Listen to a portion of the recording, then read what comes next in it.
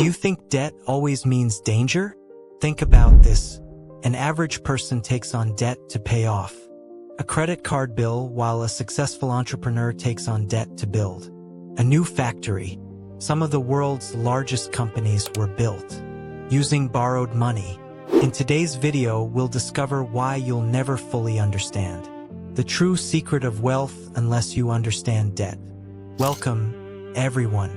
Saving money is important, but no one has ever become a billionaire simply by saving money alone. The real secret of wealth lies in understanding how to make other people's money or the bank's money work for you. This is what we call wealth logic. The first thing to understand is that not all debt is the same. If you take a bank loan to buy the latest iPhone or a luxury car, that's considered bad debt, because it continuously takes money out of your pocket. On the other hand, if you use a loan to start a business or invest in real estate that generates more income each month than the loan payment itself, then that is considered good debt. The difference is simple. Bad debt consumes your wealth, while good debt has the potential to create wealth. Leverage means using a small amount of your own capital together with a larger amount of someone else's capital to achieve a bigger result. Let's say you have $1 million. You could use that money to open a small shop.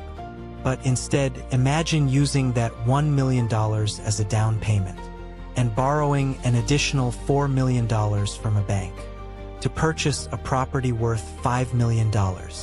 Instantly, you have gained control of an asset 5 times larger than your original investment. If that property's value increases by just 10%, your profit relative to your original 1 million taka investment becomes 50%. That is the power of leverage. That is wealth logic in action. Inflation plays a major role in the relationship between wealth and debt. As time passes, the value of money decreases. A loan of $100,000 taken today will not have the same purchasing power 10 years from now. Meanwhile, the value of your business, property, or other productive assets may continue to rise. In other words, you may end up repaying the loan with money that is worth less than when you originally borrowed it, while your assets have become more valuable. This is one reason why many investors pay close attention to inflation when making financial decisions. In many countries and business situations, the interest paid on certain loans can qualify for tax deductions or tax benefits.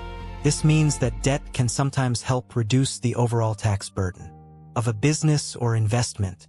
As a result, debt is often used not only as a source of capital, but also as a financial tool for improving efficiency and managing costs. Remember, debt is like a sharp sword.